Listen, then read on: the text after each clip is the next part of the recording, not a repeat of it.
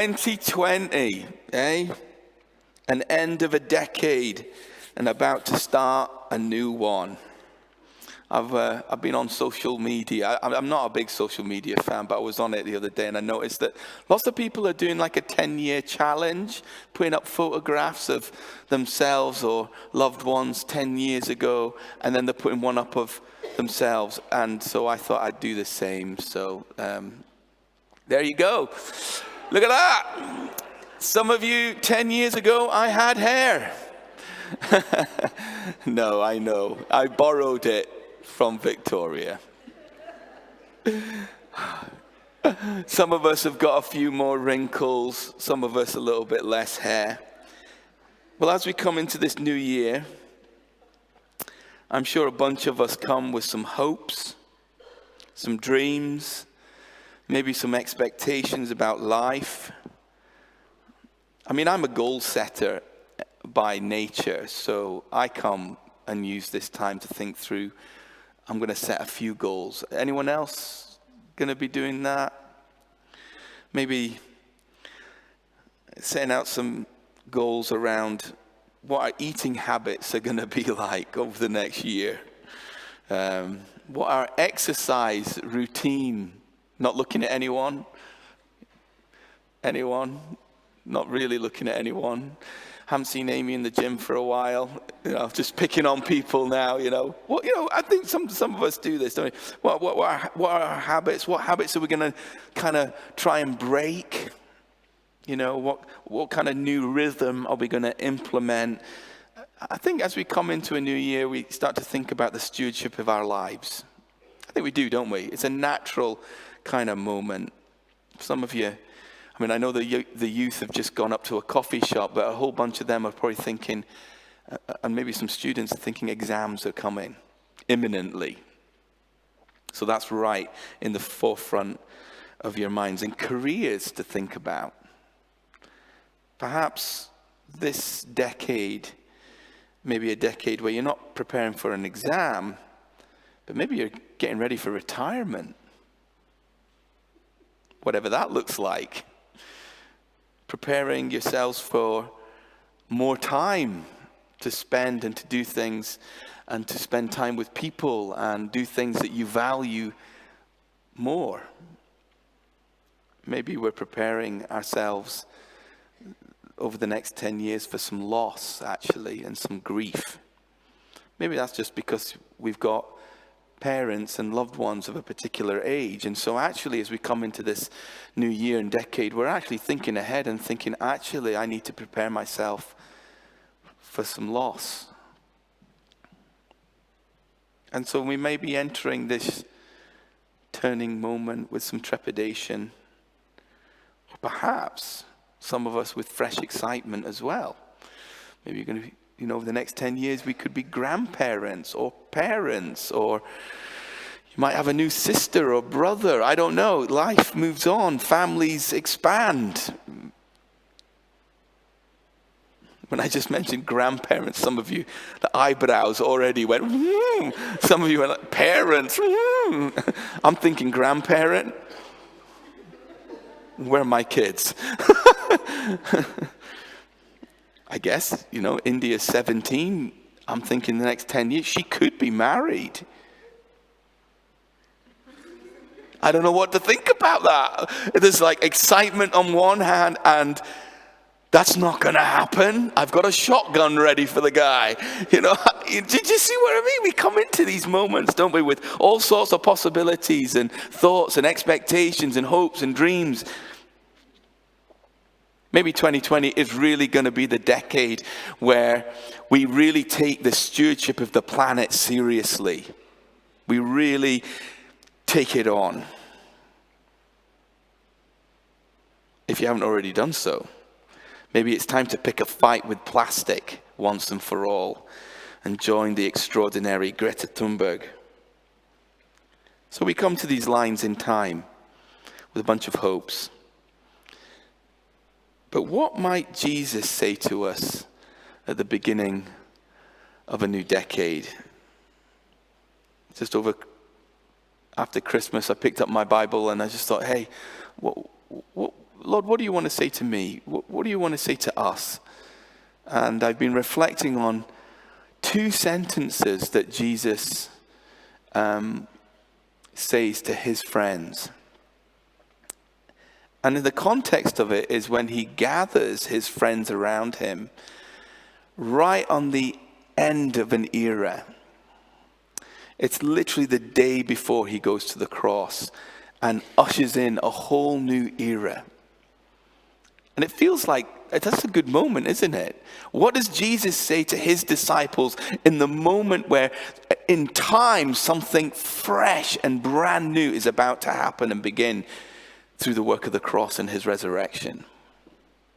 And so he gathers his friends around him. He has this dinner party, and I'm sure lots of us have had dinners and lots of Christmas stuff going on, and it's a celebration moment. Here is Jesus gathering his friends to have a Passover meal. A meal that was the beginning of a new era for the Israelites as they commemorated coming out of slavery of Egypt and into all of the promises that God had laid out before them. Here is Jesus having a meal with his friends. He's gathered them around and he's bringing new meaning to this meal, and he adds an object lesson to the meal. And so he gets up and he pours water into a basin and he wraps a towel around his waist, and then he begins to wash his friends' feet. Let's put ourselves in this room for a few moments. The master, the teacher, the king is serving his friends. The creator is washing creation. It's pretty wild, isn't it? The creator is washing creation. It's this incredible act, beautiful and challenging. And then he says these two sentences, and they're going to come up on the screen. He says this: "A new command I give you." Or you could say, a fresh injunction, or better, a fresh instruction I give you. Love one another as I have loved you. So you must love one another. By this, everyone, all men, all people will know that you are my disciples and my followers. This is a pivotal moment in time, isn't it? A pivotal moment in time. The cross is looming. It's the last step of a millennia. And this is what Jesus chooses to say to his gathered disciples. This is what Jesus chooses to say to them there. And I think it echoes through time to us. I think Jesus wants to remind us of this. Let this be a decade, a year. Not just a year to remember, but actually a year to put into practice this command. In fact, actually, you know what? If you take out the spaces and remove the numbers, 139 characters. Jesus tweeted this. Isn't that amazing? I mean, we love, don't we, condensed sort of information, don't we? This is like Jesus' life, the gospel, his teachings, all kind of condensed into 139, 140 characters. If we're going to do anything this year, maybe these two super simple yet really challenging sentences of Jesus could be the thing that could shape our lives afresh. Jesus is reshaping the borders of what it means to love. He's pushing out the boundaries beyond what the disciples understood was how to love and how to engage with one another. He's challenging them around what their society said about loving one another. And actually that comes through time to us. We think we know what it means to love one another. Our society tells us a whole load of stuff, doesn't it? About what it means to love. But Jesus is saying, I want you to love one another as I have loved you. And therefore, suddenly, that takes on new meaning. He's not really saying anything new. All the way through the Bible story, all the way through the meta-narrative of the Bible, from the beginning of time to this point, God has commanded his people to love one another, hasn't he? But in this moment, with Jesus washing his disciples' feet and then the cross looming, it takes on a deeper and more powerful meaning. It actually broadens and kind of deepens and widens what love really is. And I wonder if we could maybe explore that over the next year or two. Let's not just know it here, but let's actually know it here and then know it in our hands and our feet and how we love one another. Love as I have loved. And I'm sure when you hear that, immediately you're like, so how did Jesus love people? And I'm sure maybe now, even now in your own heads and hearts, there are incidences of the gospel coming to mind. The tenderness of touching the untouchable, including the unincluded. I love those moments even when Jesus is tired and children come in and around his sphere and the disciples are shooing them away. And what does he do? He says, no, let them come.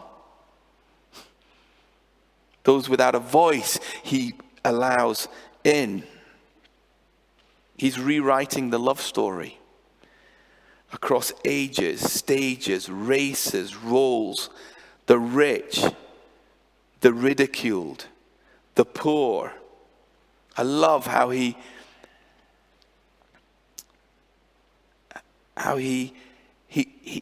has lunch with a rip-off merchant like Zacchaeus. You see, his love is proactive. He doesn't wait for the invitation from Zacchaeus. He invites himself into Zacchaeus' home. It's a love that doesn't always ask permission. That's interesting, isn't it? Because we're in a society that says, you can't do anything unless you have my permission.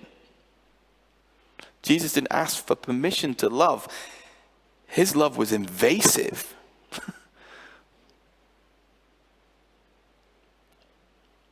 And then he doesn't only just teach about the Good Samaritan. And I don't know about you, but when we hear the Good Samaritan story, who are you in this Samaritan story?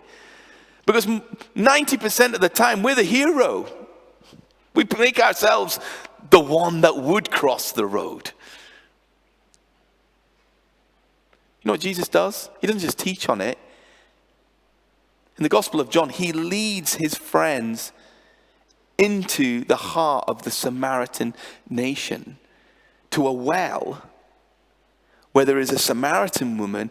You see, his love is breaking all sorts of cultural and gender boundaries.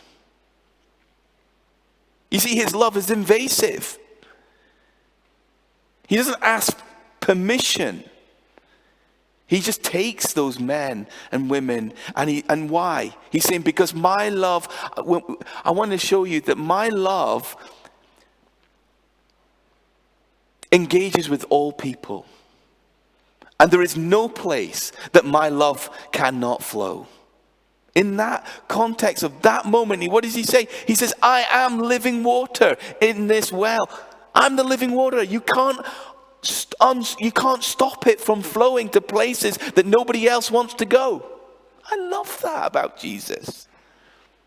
Sweet, isn't it? Love like I have loved you. That's what Jesus is saying. It's an invasive love. And then let's just think about, we're in the room, yeah? We're having dinner with Jesus. He's just washed our feet. He's in the room. Who's in the room?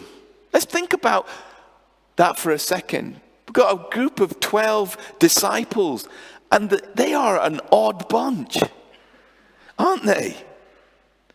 These 12 had very little in common with one another. Unpredictable fisherman, a fanatic Jewish nationalist. I mean, I bet he was intense to be around. Simon the Zealot. And right next to him, in the same pew, is Matthew, the tax collector and con man. I mean, how have they ended up in the same room? Because of Jesus' love.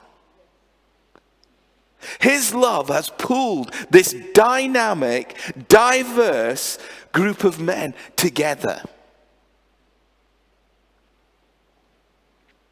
There's Matthew, the tax collector and turncoat, skeptics, pessimists.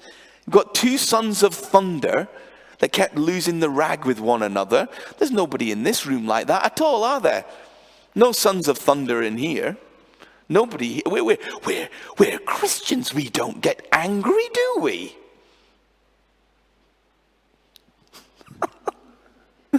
Am I being naughty? Yes. And a covetous betrayer. I mean, this is a diverse group of people. And they are in the same room because of his love. It's his love that holds them together. It's his love that's called them together. It's his love that's commissioned them together. Just look around the room, guys, just for a minute. Love as I have loved you. Just for a second, look around. We've got some skeptics in the room. We've got some pessimists in the room. We've got maybe not unpredictable fishermen, but I tell you what, we've got some unpredictable other people in the room, including me. Very much, I would put myself in that category. We've got some doubters in the room, haven't we? I'm there. You ever doubted? We've got people from all sorts of backgrounds in the room. Why are we in this room? Because we felt the love and the call of Jesus on our lives. You see, the church is the one place. You know, this is the beginning of the church. And Jesus starts as he means to go on, and he gathers an eclectic, imperfect group of people. Because that's what his love does.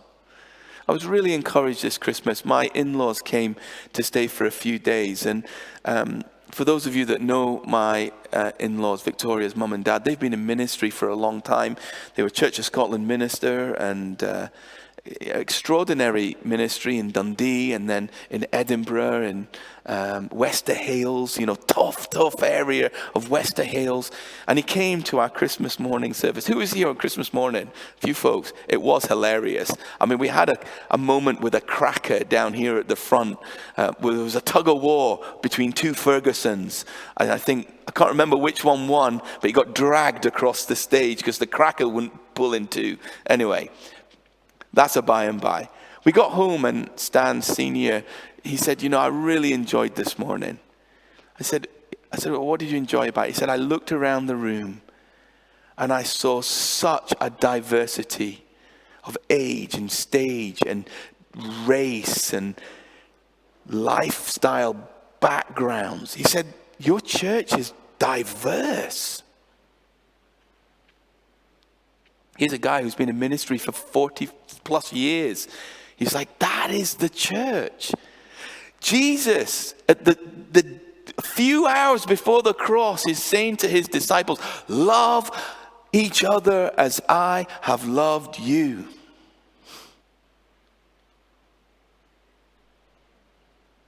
And that's just the blokes he's talked about. There's a bunch of women in the room as well. They don't get a mention, but up until this point, it talks about all these ladies and the diversity of their lives that have gathered around Jesus as well. Some of them have come from really poor and impoverished and tough backgrounds, probably with, to say the least, some interesting backgrounds like Mary Magdalene. It says 7 demons were cast out of her. I bet she was a character. And then Joanna's husband was the manager of King Herod's household. I mean, how diverse can you get? Possibly a woman of the street on one hand and a manager's wife on the other. And guess what? They're in the same room. Why? Because they're around Jesus. It's Jesus' love. His invasive love has invited them to be part of something extraordinary. Come on, let's love one another as I have loved you. You see, when we experience his love the way that they experienced his love, you cannot help beginning to love other people as he loves us. That's the deal. They're intrinsically connected. And so he's saying to them, a new command is, I want you to love one another and wash each other's feet and go the extra. Connect with one another. In John chapter 15, Jesus says, in that moment, he says, I don't call you my servants anymore. I call you my friends.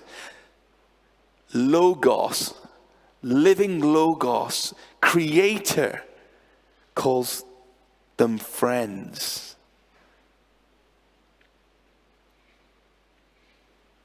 Jesus is about creating a community of friendship. I was in a meeting with Chuck and Taryn before Christmas, and I don't know if those of you who are visiting, Chuck and Taryn are our lead pastors, and I can't remember exactly the context of our meeting, but Chuck said something, and I don't know where he got it, or if he's coined it. Maybe it is a Chuck Freeland original. But this is what he said. And it suddenly, when you hear something sometimes, something just happens, doesn't it? In my spirit. It just leapt. He says this, we want to be a friendly church, don't we? Would we agree? I mean, our welcome team, Adrian, and you guys do an amazing job. I think we are a friendly church. I'm not saying that just let's pat each other on the back, but I think we are a friendly church. But we really want to be a church where friendships are made.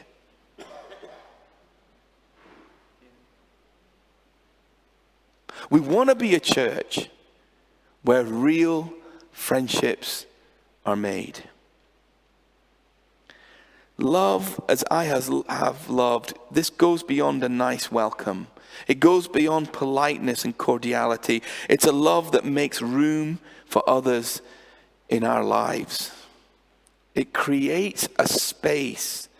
It's proactive that reaches beyond our own little worlds, our own little flats, our own houses.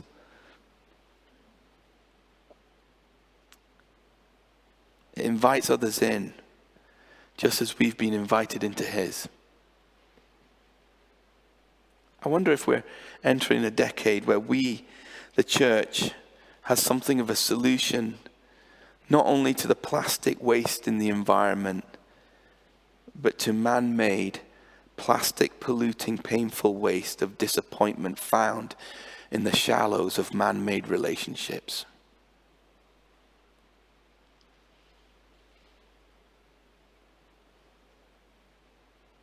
Authenticity in friendships is gold dust. It's actually the gospel. Love one another as I have loved you. I call you my friends. Are we just going to be a nice church? Are we just going to remain a friendly place? I'm living with this. I actually don't quite know fully what I'm going to do with it in my own personal life. But are we going to be a church where friendships are made? And if you make something, there's an intentionality about it. I went to art school. If you're going to make something, you've got to get the materials together. You've got to throw the clay on the wheel. You've got to get your hands dirty. You've got to mold this thing. Friendships are made. Disciples are made. There is a making process. And so what I'm suggesting is we can be welcoming and we can be friendly. But if we want to make friends, then it probably is going to cost. It probably is going to be, you got to take a risk. You got to take a risk with opening up your home. Take a risk with your kitchen. Take a risk by walking across not just maybe this room, but other rooms and have a conversation with someone you wouldn't normally.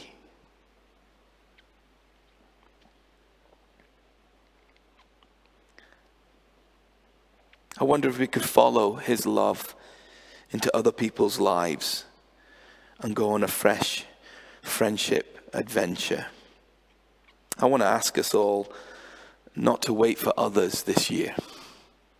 Let's not wait for others. But why don't we take the first step?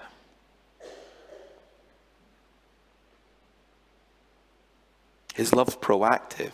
It's invasive. So, are you ready? Single people, we love you. I love you. But please don't wait for couples and families to invite you for lunch. The same Spirit of God is in me that is in you. And wherever the Spirit of God goes, he seeks to create community. So I want to suggest, and we're going to go through a bunch of people today. Singles, don't wait for some of us who have families to invite you. Why don't you invite us or them and other singles? Let's create community. Time and time again, I have had conversations in 2019 with a whole group of people. I am lonely. And part of the issue is this. Sometimes the lonely don't want to be proactive either. If we have the love of Christ in us, it is an invasive, inviting love that flows out to other people. We become part of the solution. Families, let's not be totally wrapped up in our own family. Thank goodness Jesus didn't operate that way. His family, this in the sense, the Father, Son, and Holy Spirit couldn't just be there, had to get involved with us. So families, please, let's not spend the next year totally wrapped up with our own stuff.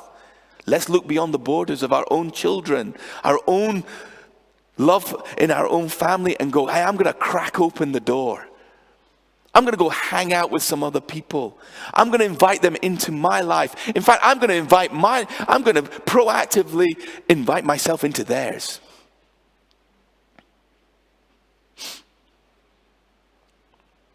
Young people, I mean, most of them aren't in the room today. They've gone out for a coffee.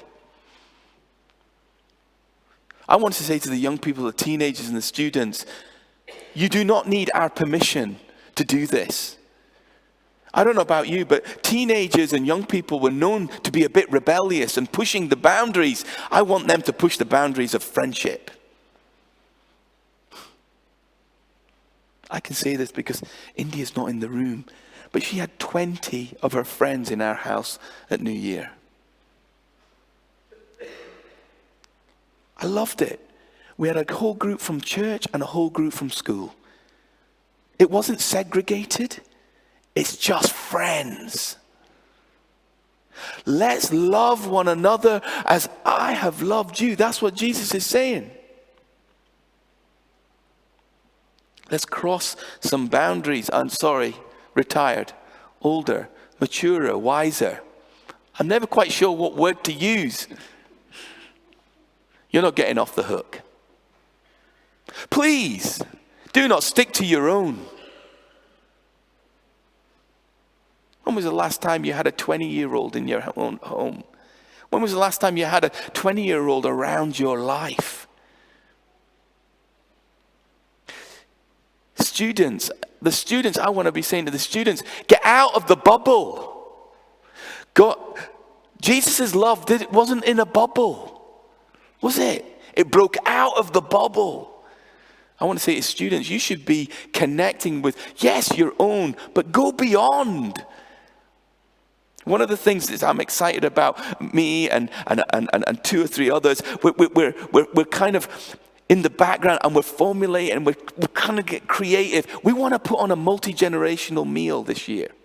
3 or 4 times this year, we want to gather a whole bunch of students and a whole bunch of retired, mature, wiser people, and we want to bring them together and have lunch after services. Because I don't know about you, but my gran is 96. She's not going to be around for much more longer. I don't get the opportunity to have those conversations with someone from an older generation that can teach us a whole load of stuff. Wouldn't it be amazing that this church gets known? That this is a place where young and old are friends. Like real friends. Come on, let's love one another as he has loved us. Let's crack out of our cultural norms. Hey, listen, Brazilian, African, Eastern European brothers and sisters. Us Brits need you. We do. We need your perspective. We need your exuberance.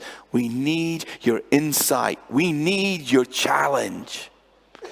I'm just looking around. Please, let's not stick to our own. Let's not stick to our own little enclaves of what we are comfortable with in our own little cultural domains. And that goes for us. Let's break out of them.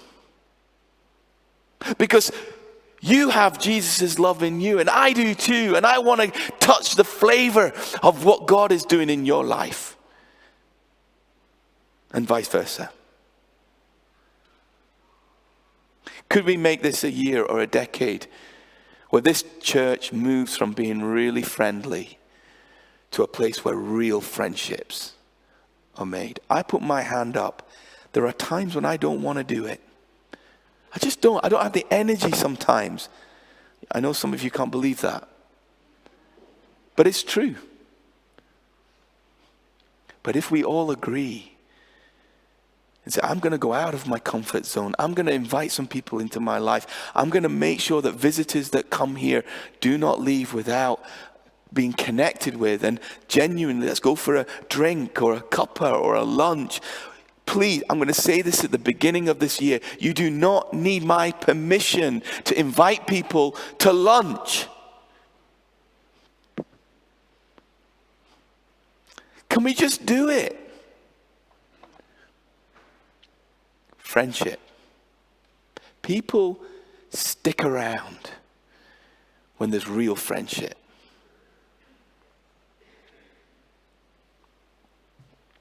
And then finally this. I was only going to speak for 15, 20 minutes. And then let's just land on this. He says, by this love, all people will know you're my disciples. They will understand, comprehend, and experience Jesus. Loving like Jesus will never stay private. It cannot. It will not. His love isn't a private gig. It just flows out. It's a secret that can't be kept. We spend probably 60 to 70% of our lives in a working environment, or at school, or at university, or if you're a full-time parent, you're around your kids and around other parents, or you're around the school. You're spending an enormous amount of time out, in amongst, around other people.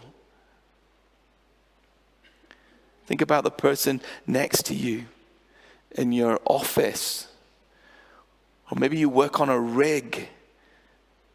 Maybe you're a decorator and you're fixing up houses. Maybe you're a mechanic and you're working on a car, or you're dealing with customers and you've got a team that you manage. Maybe you're the receptionist.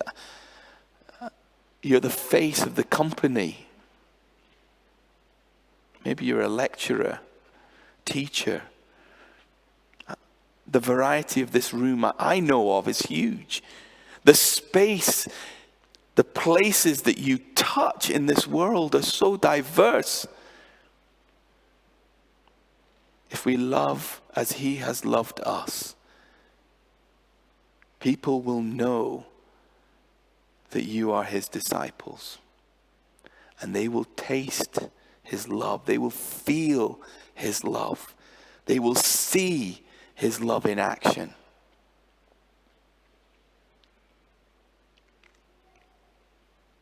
John 15, Jesus almost repeats this few sentences, and then he just adds a little bit to it, and he says, now go, bear fruit that will last. When we love like Jesus, there is fruitfulness in our character, but actually what he's starting to talk about there is fruitfulness that will last. In other words, he was saying you will be a fruitful disciple, and you will make disciples, and you will bring people to Christ.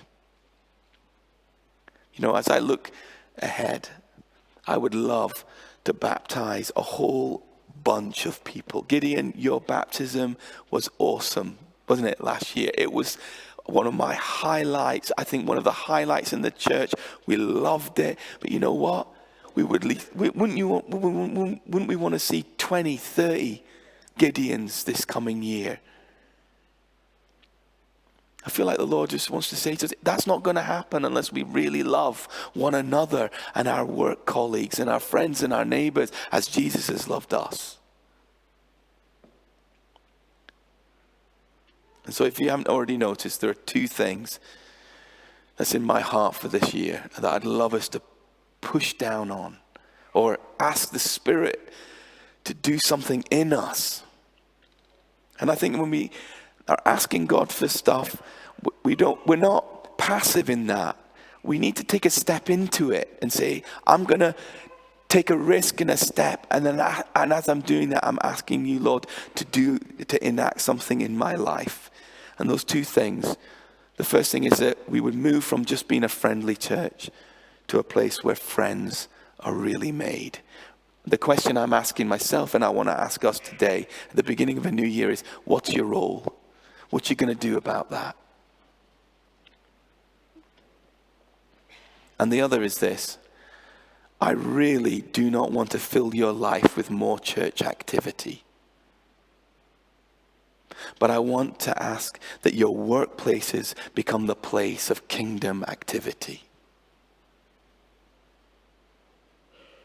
That you get filled up when you come here, and you flow out when you're at work, or in the gym, or wherever you are. Two really simple things for us as we head into 2020. Is that all right? I've got increasingly croaky. Why don't we stand?